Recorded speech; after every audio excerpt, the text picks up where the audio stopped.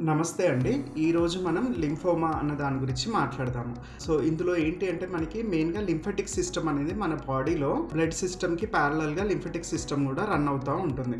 So, మనకి ఏంటంటే మన బాడీలో ధమనులు, సిరలు అంటే ఆర్టరీస్, వీన్స్ ఎట్లయితే ఉంటాయో లింఫ్ వెసల్స్ గూడా ఉంటాయి. లింఫ్ డక్ట్స్, లింఫ్ వెసల్స్ అంటాము.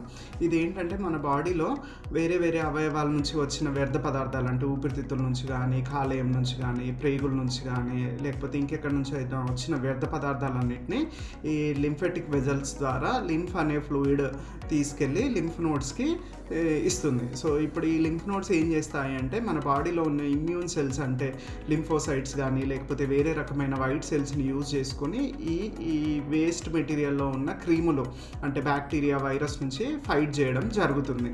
సో, ఇలా మనకి ఇన్ఫెక్షన్ నుంచి ఈ లింఫ్ నోడ్స్ అనేవి కాపాడతాయి. అందుకోసమే మనకి ఏంటంటే ఏదైనా ఇన్ఫెక్షన్‌లో సపోజ్ ఇప్పుడు మనకి ఏదైనా గొంతులో ఇన్ఫెక్షన్ వచ్చింది, మెడలో లింఫ్ నోడ్స్ అనేవి చిన్నగా పెరుగుతాయి.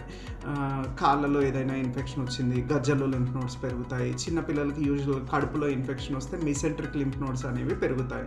సో, ఇప్పుడు ఈ లింఫ్ నోడ్స్‌కి గనక ఏదైనా క్యాన్సర్ వచ్చింది అంటే దాన్ని మనం లింఫోమా అంటాము. ఇది మనకి బ్లడ్ క్యాన్సర్‌లో ఒక రకం అండి.